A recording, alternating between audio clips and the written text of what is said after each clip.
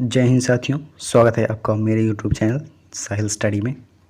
तो आज की करंट अफेयर में हम बहुत ही महत्वपूर्ण क्वेश्चंस आपके सामने लेके आए हैं। 10 क्वेश्चन उनको हम देखेंगे और उनसे जुड़े परीक्षा में पूछे जाने वाले महत्वपूर्ण क्वेश्चन उनको भी इस वीडियो में कवर करेंगे। तो चलिए शुरू करते हैं। पहला क्वेश्चन, प्रतिवर्ष भारतीय सेना द्वारा हाइफा दिवस कब मनाया जाता है? ऑप्शन हैं 21 सितंबर, 22 सितंबर, 23 सितंबर, 24 सितंबर। तो इसका आंसर क्या सही हो जाएगा, कमेंट बॉक्स में दीजिए। चलिए बात करते हैं हाइफा दिवस। हाइफा दिवस यह क्यों मनाया जाता है? यह भारतीय सेना द्वारा हाइफा जो कि इजराइल की जो सेना है उनको मुक्त कराने के लिए, हाइफा जो कि तुर्की के कंट्रोल में था उसको आज़ाद कराने के लिए इजराइल की सेना जो होती है उनको आज़ाद कराने हाइफा दिवस तभी से मनाने लगा। तो कब मनाया गया दोस्तों? इसको मनाया गया 23 सितंबर। इसको 23 सितंबर को आज़ादी मिली। 23 सितंबर 1918 को फर्स्ट वर्ल्ड वार उस दिन चल रहा था तभी।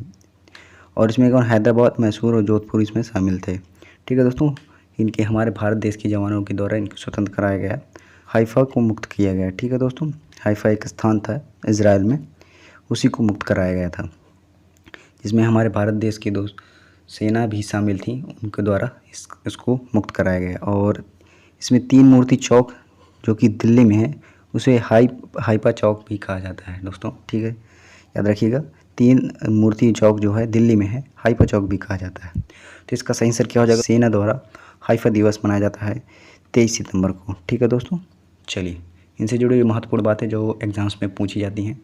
चलिए, इजराइल की संसद का नाम क्या है? नीसेट। याद रखिएगा, इजराइल की संसद नीसेट है। और जापान की संसद का नाम डाइट है। जापान की संसद को डाइट कहा जाता है। यूएस की संसद का नाम है कांग्रेस। ठीक है दोस्तों, USA, United state of America को इस संसद को कांग्रेस कहा जाता है। और इजराइल के नए प्रधानमंत्री की बात करें, इन जो नेफ्टाली बेनेट हैं, कौन है? नेफ्टाली बेनेट, जो कि ईयर लैपिड इसके पहले थे। ठीक है दोस्तों, चलिए अगला क्वेश्चन, विश्व शांति दिवस ये कब मनाया जाता है? 21 सितंबर को। याद रखिएगा, विश्व शांति दिवस 21 सितंबर को मनाया जाता है। चलिए, ऑपरेशन गंगा यह क्यों चलाया गया? ऑपरेशन जो कि यूक्रेन में हाल ही में जो युद्ध हुआ था उसमें जो भारतीय हमारे फंसे थे उनको वापस भारत लाने के लिए यूक्रेन में ऑपरेशन गंगा चलाया गया था, भारत के द्वारा चलाया गया था। चलिए अगला, ऑपरेशन देवी शक्ति ये क्यों चलाया गया था? अफगानिस्तान में हाल ही में जो फंसे हमारे जो भारतीय थे उन वापस लाने के लिए, क्योंकि वहाँ की जो सरकार है वो गिर चुकी थी, वहाँ पर दूसरों ने कब्जा कर लिया अफगानिस्तान में। ठीक है दोस्तों, चलिए अगला क्वेश्चन दोस्तों, हाल ही में किस कंपनी ने मूनलाइट के आरोप में अपने 300 कर्मचारियों को नौकरी से निकाला है? तो ऑप्शन हैं विप्रो, स्विगी, इन्फोसिस, टेक महिंद्रा। तो किसने निकाला है? ऑप्शन आप कमेंट बॉक्स में दीजिए। चलिए बात कर लेते हैं विप्रो कंपनी। किसने निकाला? विप्रो कंपनी ने। और जो कि मूनलाइट 300 कर्मचारियों को नौकरी से निकाला है इन्होंने, मूनलाइट की आरोप में। ठीक है दोस्तों, और इनकी स्थायी नौकरी के साथ अन्य जॉब भी करते थे, इसलिए 300 कर्मचारियों को नौकरी से निकाल दिया गया है हाल ही में। ठीक है दोस्तों, इसका सही आंसर क्या हो जाएगा? A is correct answer. ठीक है दोस्तों, चलिए इनसे जुड़े जो महत्वपूर्ण क्वेश्चंस जो एग्जाम्स में पूछे जाते हैं, जो बन सकते हैं, उनको देखते हैं। चलिए, टिस्को की स्थापना 1907 में हुई, जो कि साच की जमशेदपुर में हुई थी। और जो जमशेदपुर कहाँ पर है? झारखंड में। चलिए, एयर इंडिया की स्थापना कब हुई? 1932 में होती है, जो कि टाटा के द्वारा। और इसकी सीईओ कौन है? कैम्पबेल इसकी सीईओ हैं। ठीक है दोस्तों, चलिए एयर इंडिया की स्थापना 1932 में। सेंट्रल विस्टा प्रोजेक्ट ये टाटा की स्थायी नई संसद भवन निर्माण के लिए टाटा के द्वारा इसका स्थापना की गई, सेंट्रल प्रोजेक्ट विस्टा। चलिए, आईपीएल 2022 का टाइटल स्पॉन्सर ये कौन है? तो टाटा। ठीक है दोस्तों, याद रखिएगा। चलिए, पीएम के केयर फंड के ट्रस्टी कौन है? दोस्तों रतन टाटा। कौन है? पीएम केयर्स फंड के ट्रस्टी रतन टाटा हैं। और केटी थॉमस करियप मुंडा ये भी हैं। ठीक है दोस्तों, सभी लोग हैं। साइरस मिस्त्री कौन है? सबसे युवा चेयरमैन, इनका निधन हो गया, टाटा कंपनी में काम करते थे। चलिए अगला, किस सैटेलाइट उपग्रह के अधिकार में टाटा कंपनी को दिए गए? डायरेक्ट टू होम करेगा। GSAT-24 को कोरू से लॉन्च किया गया था। ठीक है दोस्तों, चलिए अगला क्वेश्चन, तीसरा करंट अफेयर है। 23 सितंबर 2022 को किस राज्य ने बेटियों की सुरक्षा के लिए हमारी बेटी हमारा मान अभियान शुरू करने की घोषणा की है? तो ऑप्शंस क्या है, राजस्थान, उड़ीसा, झारखंड, छत्तीसगढ़। तो इसका आंसर दीजिए कमेंट बॉक्स में। कब स्टार्ट किया गया? 23 सितंबर 2022 को। और ये छत्तीसगढ़ सरकार के द्वारा इसको घोषित किया गया, हमर बेटी हमर मान। ठीक है दोस्तों, यह अभियान शुरू किया गया 23 सितंबर को, जो कि छत्तीसगढ़ के द्वारा किया गया। और यहाँ के सीएम की बात करें तो यहाँ पर भूपेश बघेल हैं करंट में जो सीएम हैं। ठीक है दोस्तों, चीफ मिनिस्टर, मुख्यमंत्री। तो इसका करेक्ट आंसर क्या हो जाएगा? डी नंबर इसका सही आंसर हो जाएगा, जिन्होंने बेटियों की सुरक्षा के लिए हमर बेटी हमर मान इसकी स्थापना की है 23 सितंबर 2022 को। ठीक है दोस्तों, चलिए। और इसका उद्देश्य क्या है? स्कूल और कॉलेज के बच्चों को bad touch, good touch, cyber crime, यौन शोषण, इन सभी को जागरूकता फैलाने के लिए यह इसका उद्देश्य रखा गया है। चलिए, इनसे जुड़ी जो महत्वपूर्ण बातें जो एग्ज़ाम्स में पूछी जाती हैं। कौशल महोत्सव योजना, यह छत्तीसगढ़ के द्वारा चलाई गई और इसमें दूसरी संतान होने पर 5,000 रुपये की योजना दी गई। 5,000 रुपये इसमें दिए जाएंगे कौशल महत्व योजना के तहत। छत्तीसगढ़ सरकार के द्वारा इसको स्टार्ट किया जाता है। चलिए, हरेली त्यौहार, ये छत्तीसगढ़ के त्यौहार, छत्तीसगढ़ का त्यौहार है, जो कि हरेला झारखंड का है, याद रखिएगा। ये भी एग्जाम्स में पूछे जाते हैं। अगर इनको आप देखना चाहते हो तो आप कमेंट बॉक्स में देख सकते हैं, वहाँ से प्लेलिस्ट में जाकर देख सकते हैं, डिस्क्रिप्शन में वहाँ पर आपको दे दूँगा, वहाँ पर फिर आप देख सकते हैं। सभी त्योहारों को मैंने सेपरेट वीडियो बनाकर रखा है और उनसे जुड़ी जो ट्रिक है उनको भी मैंने बना के रखा है, कैसे उनको याद करना है। चलिए, गोधन योजना, जो कि गाय के गोबर से संबंधित है, उनको खरीदने के लिए छत्तीसगढ़ सरकार के द्वारा गोधन योजना चलाई गई है। चलिए, भारत की नवीनतम टाइगर रिजर्व कौन सी दोस्तों? जो कि 53वें नंबर की है, गुरु घासीदास, याद रखिएगा। भारतीय की नवीनतम टाइगर रिजर्व। अगर टाइगर रिजर्व जो देखना चाहते हैं उनकी भी सेपरेट वीडियो मैंने बनाकर रखा है, आप प्लेलिस्ट में जाकर देख सकते हैं, चेक कर सकते हैं, डिस्क्रिप्शन में भी आप जाकर देख सकते हैं। चलिए, रामगढ़ विषधारी, ये क्या बूंदी जो कि राजस्थान के रामगढ़ विषधारी राजस्थान में है। ठीक है दोस्तों, चलिए। इंद्रावती नदी, यह गोदावरी नदी की सहायक नदी भी से कहा जाता है इंद्रावती नदी को। चलिए, भिलाई, जो कि कहाँ पर है? छत्तीसगढ़ में, और सोवियत संघ की सहायता से इसको स्थापना की थी भिलाई, छत्तीसगढ़ में। ठीक है दोस्तों, अगला बोकारो, ये कहाँ पर? छोटा नागपुर का पठार है और जो कि झारखंड में है। कहाँ पर है दोस्तों? बोकारो नदी। ठीक है दोस्तों, चलिए। अगला क्वेश्चन, हाल ही में किसे भारतीय चिकित्सक अनुसंधान परिषद ICMR का महानिदेशक नियुक्त किया गया है? ऑप्शन है ललित पवार, सीमा पवार, डॉक्टर राजीव बहल, अजय कुमार सूद। तो इसका सही आंसर क्या हो जाएगा? कमेंट बॉक्स में दीजिए। चलिए, बात कर लेते हैं ICMR क्या होता है? Indian Council for Medical research, जो कि चिकित्सक अनुसंधान परिषद, उसके लिए भारतीय चिकित्सक अनुसंधान परिषद, इसके महानिदेशक नियुक्त किए गए हैं। कौन नियुक्त किए गए हैं? ऑप्शन दीजिए कमेंट बॉक्स में। तो इसके महानिदेशक है डॉक्टर राजीव बहल, जो कि 3 वर्ष के लिए नियुक्त किए गए हैं। तो इसका सही आंसर क्या हो जाएगा दोस्तों? C is correct answer, doctor Rajiv Bahl, जो कि ICMR Indian Council for Medical Research के महानिदेशक चुने गए हैं। और बात करें इसकी स्थापना कब हुई थी? घोषणा तो 1911 में हो गई थी, लेकिन इसको लागू कब किया गया? 1949 में इसकी स्थापना हो गई। ठीक है दोस्तों, और इसका मुख्यालय कहाँ पर दोस्तों? दिल्ली। इसका मुख्यालय दिल्ली में है ICMR का। Indian Council for Medical research company है मेडिकल की। चलिए, 15वें राष्ट्रपति की बात करते हैं। कौन है? द्रौपदी मुर्मू, जो हाल ही में अभी राष्ट्रपति बनी है, भारत की राष्ट्रपति हैं द्रौपदी मुर्मू। चलिए, 16वें क्रम के उपराष्ट्रपति कौन है? जगदीश धनखड़, याद रखिएगा। और किसको हरा कर जीता है? मार्गरेट मालवा को हरा कर जगदीश धनखड़ ने उपराष्ट्रपति पद पर अभी हाल ही में हुए हैं। मुख्य निर्वाचन आयुक्त कौन है? राजीव कुमार, याद रखिएगा। मुख्य निर्वाचन आयुक्त राजीव कुमार है। चलिए, नीति आयोग के अध्यक्ष उपाध्यक्ष सुमन बेरी, और CEO कौन है? परमेश्वर अय्यर, याद रखिएगा। नीति आयोग के अध्यक्ष भी पूछ लेता है एग्जाम्स में, तो सुमन बेरी हैं उपाध्यक्ष। और CEO की बात करें परमेश्वर ने। ये उपाध्यक्ष और CEO अलग अलग होते हैं, याद रखिएगा। इसरो के चेयरमैन कौन है दोस्तों? सोमनाथ, याद रखिएगा। ISRO Indian space research organisation, space agency के चेयरमैन कौन है? सोमनाथ। चलिए, अगला पॉइंट, केंद्रीय सतर्कता आयुक्त CVC, इसमें कौन है अध्यक्ष? सुरेश पटेल। और यह समिति किसकी सिफारिश पर आई? संस्थानम समिति के सिफारिश पर केंद्रीय सतर्कता आयुक्त की स्थापना की गई, जो कि सुरेश पटेल इसके अध्यक्ष हैं। चलिए, 5वां क्वेश्चन, 22 सितंबर 2022 को जानी मानी शख्सियत हिलेरी मेंटर का निधन हो गया दोस्तों। कौन थे? खिलाड़ी, लेखिका, वैज्ञानिक, चिकित्सक, कौन है दोस्तों? बताइए कमेंट बॉक्स में। चलिए बात कर लेते हैं हिलेरी मेंटल, इनका जो हाल ही में निधन हो गया। ये कौन थी? लेखिका थी, और इनको जो है 2 बार बुकर पुरस्कार जो एकमात्र महिला लेखिका बनी हैं, 2 बार इनको बुकर पुरस्कार से नवाजा गया है। ठीक है दोस्तों। और पहली पुस्तक वुल्फ हॉल जो कि 2009 में इन्होंने प्रकाशित की थी, और विंग ऑफ द बॉडी जो कि 2012 में इनको प्रकाशित किया गया था। तो ये कौन है दोस्तों? एक लेखिका हैं हिलेरी मेंटल, जिनको 2 बार बुकर पुरस्कार जो कि लेखिका के रूप में अवार्ड दिया गया था। ठीक है दोस्तों। तो ये कौन है? 20 करेक्ट आंसर यहाँ लेखिका हैं। 22 सितंबर को इनका निधन हो गया है। ठीक है दोस्तों। चलिए कुछ महत्वपूर्ण बातें जो एग्जाम्स में पूछी जाने वाली हैं। चलिए गीतांजलि श्री जो कि रेत की समाधि से संबंधित है, अंतर्राष्ट्रीय बुकर पुरस्कार इनको मिला गया। कौन? टॉम ने इनको लिखा, टॉम ने गीतांजलि श्री को।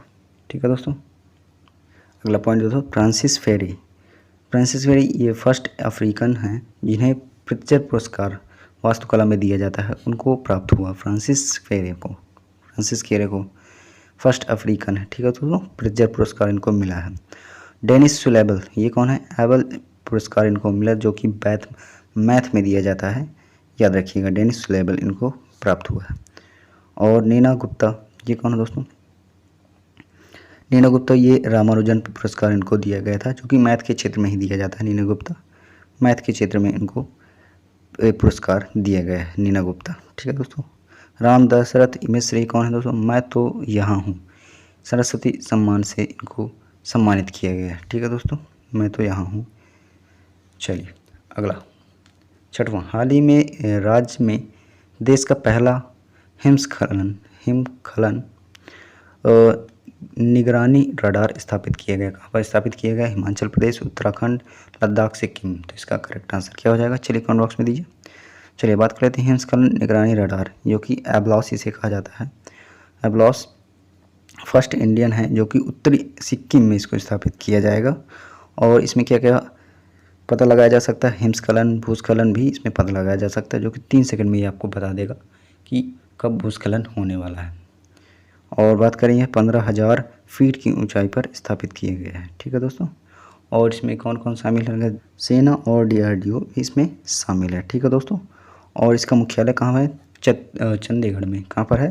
चंडीगढ़ में। तो इसकी स्थापना कहाँ की जाएगी दोस्तों? सिक्किम में। D is correct answer.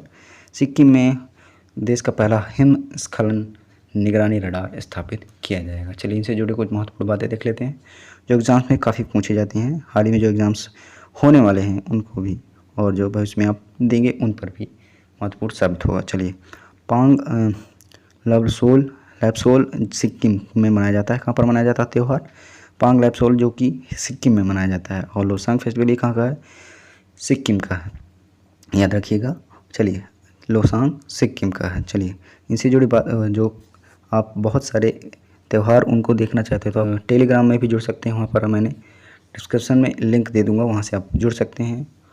और प्लेलिस्ट में भी जाकर चेक कर सकते हैं, बहुत सारे वीडियो मैंने बना कर रखे हैं, उनको भी आप देख सकते हैं। इनकी ट्रिक भी मैंने बना कर रखी है, तो आप जाकर देख लीजिएगा। चलिए चंडीगढ़ एयरपोर्ट का नया नाम क्या रख दिया गया? भगत सिंह। चंडीगढ़ के एयरपोर्ट का नाम भगत सिंह के नाम पर रख दिया गया है। चलिए नाथुला दर्रा ये कहाँ पर दोस्तों? सिक्किम में है। और जेपला दर्रा भी सिक्किम में ही है। चलिए अगला पॉइंट, विधानसभा सीट, इसमें सिक्किम की बात कही जा रही है, जो कि 32 हैं।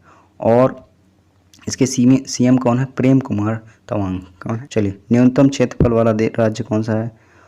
जो कि अधिकतम है राजस्थान, और मैक्सिमम बहुत ही कम है, मिनिमम गोवा में है। न्यूनतम क्षेत्र वाले न्यूनतम कितना गोवा में है, और अधिकतम राजस्थान में है क्षेत्रफल वाले राज्य। ठीक है दोस्तों। चलिए एकमात्र मिश्रित धरोहर ये कौन सी? कंचनजंगा है। और कंचनजंगा नेशनल पार्क, राष्ट्रीय पार्क, जो कि सिक्किम में है। कौन सी है? कंचनजंगा एकमात्र मिश्रित धरोहर। चलिए नेक्स्ट क्वेश्चन देखते हैं दोस्तों। बाल विवाह को मिटाने के लिए अलीवा पहल किस राज्य से संबंधित है? ऑप्शन है उड़ीसा, राजस्थान, हरियाणा, गुजरात। तो इसका सही आंसर क्या हो जाएगा? कमेंट बॉक्स में दीजिए।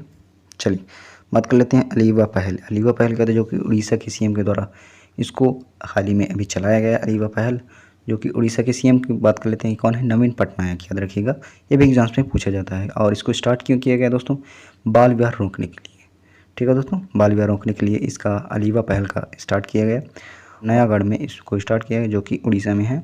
और बाल विवाह मुक्त जिला कौन सा है दोस्तों, गंजाम, कौन सा है, गंजाम, ठीक है दोस्तों। चलिए, और इसका सही आंसर क्या हो जाएगा दोस्तों, Orissa, A is correct answer, जहाँ पर अलीवा पहल हाल ही में क्या है, इसको स्टार्ट किया जा रहा है, किसके द्वारा, उड़ीसा के द्वारा। उड़ीसा के सीएम कौन है, नवीन पटनायक जी हैं। चलिए याद रखिएगा, एग्जाम्स में पूछा जाता है। और बहुत ही महत्वपूर्ण क्वेश्चंस जो एग्जाम्स में बन सकते हैं उनके लिए, कौन है, पक्काई विद्रोह, उड़ीसा का है पक्काई विद्रोह। नुआखाई त्यौहार जो उड़ीसा का है, याद रखिएगा, नुआखाई त्यौहार। इसकी सेपरेट वीडियो मैंने बना कर रखी है, आप प्लेलिस्ट में जाकर चेक कर सकते हैं। बहुत सारे त्योहारों को मैंने बताया है और उनकी ट्रिक भी मैंने बताई है। चलिए, सूर्य मंदिर, ये एक पेंगोड़ा भी कहा जाता है जो कि उड़ीसा का है, उड़ीसा कोणार्क में, ठीक है दोस्तों, सूर्य मंदिर में है, उड़ीसा के कोणार्क में। और गंगवंश के पहले शासक के द्वारा इनको बनाया जाता है, नरसिंह देव जो पहले शासक थे गंगवंश के, उनके द्वारा इसको सूर्य मंदिर को बनाया जाता है, याद रखिएगा, कहाँ पर, उड़ीसा पर। चलिए, सती प्रथा का अंत कब हुआ, 1829 में हुआ, जो कि विलियम बेंगेट ने किया था, याद रखिएगा।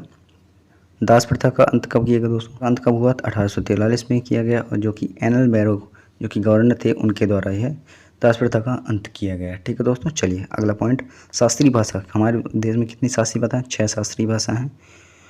और बात करें कौन कौन सी हैं, तमिल, तेलुगु, मलयालम, कन्नड़, संस्कृत, उड़ीसा। चलिए, 6 प्रकार की शास्त्रीय भाषा हैं, याद रखिएगा, एग्जाम्स में पूछ सकता है कितनी भाषाएं हैं हमारे देश में शास्त्रीय।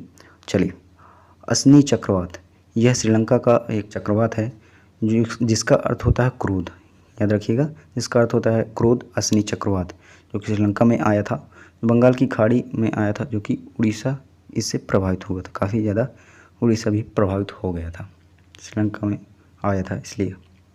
चलिए, नेक्स्ट क्वेश्चन की बात करते हैं। रुपया व्यापार के लिए भारतीय रिजर्व बैंक की मंजूरी पाने वाला पहला भारतीय बैंक कौन सा है, चलिए कमेंट बॉक्स में दीजिएगा। SBI, PNB, UCO, ICICI। चलिए, ICICI, बताइए इसका आंसर क्या हो जाएगा, कमेंट बॉक्स में दीजिए। चलिए, बात कर लेते हैं RBI की। इसका फुल फॉर्म क्या होता है, रिसर्च ब्यूरो ऑफ इन्वेस्टिगेशन। इसमें जो कि व्यापारिक मंजूरी देने के लिए पाने वाला पहला बैंक जो कि बन गया, कौन है, यूको बैंक। किसको बनाया गया, RBI के द्वारा यूको बैंक को बनाया गया है, ठीक है दोस्तों। और बात कर लेते हैं, रूस के साथ मिलकर एक अकाउंट बनाया गया जो कि बोस्ट्रा अकाउंट है, याद रखिएगा, रूस के साथ एक अकाउंट बनाया है RBI ने। और स्थानीय मुद्रा को अपने व्यापार होने वाला, उनमें व्यापार होने वाला है स्थानीय मुद्रा को, इसलिए इसका स्थापना की गई, कौन सा, बोस्ट्रा अकाउंट, रूस के साथ मिलकर RBI बनाएगा, ठीक है दोस्तों। तो इसका करेक्ट आंसर क्या हो जाएगा, किसने भारतीय रिजर्व बैंक की मंजूरी पाने वाला कौन सा बैंक हो गया, UCO bank, C is correct answer इसका हो जाएगा, याद रखिएगा। चलिए, रुपया व्यापार के लिए इसको बनाया गया है। चलिए, अगला, जीवा कार्यक्रम जो कि नाबार्ड के द्वारा चलाया जाता है, प्राकृतिक खेती को बढ़ावा देने के लिए नाबार्ड का स्थापना, नाबार्ड जो कि जीवा कार्यक्रम चलाएगा नाबार्ड के द्वारा, प्राकृतिक खेती को बढ़ावा देने के लिए जीवा कार्यक्रम चलाया गया। बेस्ट टू वेल्थ प्रोग्राम, ये किसके द्वारा, सिडबी के द्वारा, किसके द्वारा, जो कि सुंदरवन में इसको चलाया गया था, बेस्ट टू वेल्थ प्रोग्राम। चलिए, अगला, डल झील पर ATM तैरता हुआ, डल जो कि ATM कौन सा है, SBI ATM, जो कि डल झील पर बनाया गया था, तैरता हुआ एकमात्र ATM, याद रखिएगा, ये भी एग्जाम्स में पूछा जाता है। डल झील पर जो कि ATM बनाया गया तैरता हुआ, SBI, कौन सा बैंक, SBI ATM। चलिए, नीतिगत दर जो कि रेपो रेट अल्पकालीन समय के लिए बनाया था, नीतिगत दर थी रेपो रेट, जो कि अल्पकालीन के समय की दर थी। चलिए, अगला, RBI का राष्ट्रीयकरण इसको कब हुआ, 1 जनवरी 1949 में हुआ था, और इसकी स्थापना 1 अप्रैल 1935 को की गई थी, जबकि उसको राष्ट्रीयकरण RBI को 1 जनवरी 1950 में दिया गया और स्थापना 1935 में 1 अप्रैल को हुई थी। बात कर लेते हैं RBI के पहले गवर्नर, ये कौन है, ऑस्बॉर्न स्मिथ, कौन थे, RBI के पहले गवर्नर ऑस्बॉर्न स्मिथ। और बात करें वर्तमान के, शक्तिकांत दास, कौन है दोस्तों, शक्तिकांत दास वर्तमान में RBI के गवर्नर हैं, याद रखिएगा। चलिए, आरबीआई की स्थापना यंग हिल्टन की सिफारिश पर की गई थी। किसकी सिफारिश पर? यंग हिल्टन की सिफारिश पर आरबीआई की स्थापना की गई थी, रिजर्व बैंक ऑफ इंडिया की। चलिए, मौद्रिक नीति समिति जिसमें 6 मेंबर हैं और 6 आदमी हैं, और इसमें हेड कौन है? आरबीआई के गवर्नर होते हैं। कौन है? मौद्रिक नीति की समिति की गवर्नर कौन, हेड कौन होते हैं? आरबीआई के गवर्नर। ठीक है दोस्तों। और इसकी स्थापना मौद्रिक नीति, जो कि इसकी स्थापना हुई थी महंगाई को कंट्रोल में करने के लिए। ठीक है दोस्तों। चलिए, अगला क्वेश्चन, नवा क्वेश्चन। प्लीज़ लाइक करते जाइए, जो क्वेश्चन आपको अच्छा लगता हो, क्वेश्चन आपको अच्छे लगते हो, हेल्पफुल लगते हैं तो लाइक ज़रूर करते जाइए और सब्सक्राइब जरूर करके जाइए। चलिए, अगला 22 सितंबर 2022 को जारी वैश्विक वित्तीय केंद्र सूचकांक 32 में GFCI 32 में कौन शीर्ष पर है? तो ऑप्शन है न्यूयॉर्क, लंदन, सिंगापुर, नई दिल्ली। तो इसका आंसर दीजिए कमेंट बॉक्स में, क्या हो जाएगा। चलिए, बात कर लेते हैं वैश्विक वित्तीय केंद्र सूचकांक, जो कि 32वीं है, और इसमें जारी कब किया गया? 22 सितंबर 2022 को जारी हुआ, और पहला कौन है? न्यूयॉर्क। याद रखिएगा, कौन सी स्थान पर है वित्तीय केंद्र सूचकांक में, 32वें सूचकांक में, जो कि पहले स्थान पर यूएसए। ठीक है दोस्तों। यूएनओ का मुख्यालय कहाँ पर है दोस्तों? न्यूयॉर्क में। ठीक है दोस्तों, याद रखिएगा। चलिए, और दूसरे नंबर पर कौन है? लंदन है, याद रखिएगा। और 68 नंबर पर दिल्ली है, और 70 नंबर पर मुंबई है, याद रखिएगा। चलिए, हेडसन नदी पर कौन है? न्यूयॉर्क। ये भी याद रखिएगा, हेडसन नदी पर पूछ सकता है, कहाँ पर है? न्यूयॉर्क में है, याद रखिएगा। तो इसका सही आंसर क्या हो जाएगा? वैश्विक वित्तीय केंद्र सूचकांक 32 में, जो कि न्यूयॉर्क शीर्ष स्थान पर है, 1 नंबर पे है, याद रखिएगा। ठीक है दोस्तों। चलिए, बात कर लेते हैं कुछ महत्वपूर्ण रैंक जो भारत के हैं। HDI के 132वीं रैंक HDI की है, जो कि UNDP द्वारा जारी की जाती है, यूनाइटेड नेशनल डेवलपमेंट प्रोग्राम इसका फुल फॉर्म होता है, याद रखिए, UNDP का। अगला है 132वीं रैंक, इसमें शांति सूचकांक में हमारे भारतीय देश की रैंक है। 135वीं रैंक है शांति सूचकांक में। बात करें खुशहाली सूचकांक में 136वीं भारत की रैंक है। और press freedom report without borders, यह इसमें कौन सी रैंक है? भारत की 150वीं रैंक है। और पर्यावरण प्रदर्शन में 180 में 180 ही रैंक है। 180 में सबसे लास्ट में 180 टू 180 रैंक है, लास्टवीं रैंक है पर्यावरण प्रदर्शन में भारत की। चलिए, 43वीं रैंक IP बौद्धिक संपदा सूचकांक में भारत की कितनी रैंक है? 43वीं रैंक है। और वायु शक्ति की बात करें तो तीसरी हमारे भारत देश की रैंक है। कितनी है? तीसरी हमारे भारत देश की रैंक है वायु शक्ति में। और 101वीं रैंक जो कि भुखमरी में है, हंगर में। ठीक है दोस्तों, 101वीं नंबर पे हमारे भारत देश की रैंक है भुखमरी के हिसाब से। चलिए, लास्ट क्वेश्चन है दोस्तों, तो प्लीज़ लाइक करते जाइए, कमेंट करते जाइए, कोई भी आपको डाउट लगता है तो। चलिए, अगला, झूलन गोस्वामी किस खेल से संबंधित है? ऑप्शन हैं हॉकी, टेनिस, क्रिकेट, फुटबॉल। सही आंसर क्या हो जाएगा? चलिए, कमेंट बॉक्स में दीजिए। चलिए, बात करते हैं झूलन गोस्वामी, जिन्होंने हाल ही में संन्यास लिया है। ये महानतम गेंदबाज है जो कि क्रिकेट के हैं। कौन से किसके खेल के हैं? क्रिकेट के हैं, याद रखिएगा। और इन्होंने फर्स्ट लास्ट मैच जो खेला है इंग्लैंड में, इंग्लैंड के खिलाफ खेला है, जो कि वर्ल्ड कप के सर्वाधिक विकेट लेने वाले, ठीक है दोस्तों, झूलन गोस्वामी है। कौन है?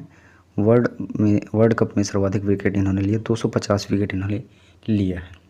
तो ये किससे संबंधित हैं? झूलन गोस्वामी। तो ये क्रिकेट से संबंधित है। सी इज करेक्ट आंसर हो जाएगा इसका।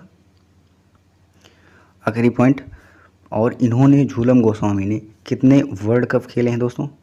खेलने वाले हैं 5 वर्ल्ड कप खेलने वाले हैं। ठीक है दोस्तों। और इनके सम्मान में ईडन गार्डन स्टेडियम का नाम झूलन गोस्वामी कर दिया गया है। ठीक है दोस्तों, याद रखिएगा, ईडन गार्डन, इनके सम्मान में ईडन गार्डन स्टेडियम का नाम अब झूलन गोस्वामी के नाम से जाना जाएगा। और ये 5 वर्ल्ड कप खेलने वाली हैं। ठीक है दोस्तों, याद रखिएगा, झूलन गोस्वामी क्रिकेट से संबंध रखती हैं। तो ये रहा आज का करंट अफेयर। आशा करता हूँ आज का वीडियो आपको अच्छा लगा होगा, तो लाइक करिएगा, कमेंट करिएगा और ज़्यादा से ज़्यादा शेयर करिएगा। मिलते हैं अगली वीडियो पर, कल मिलते हैं। Thanks for watching. जय हिंद।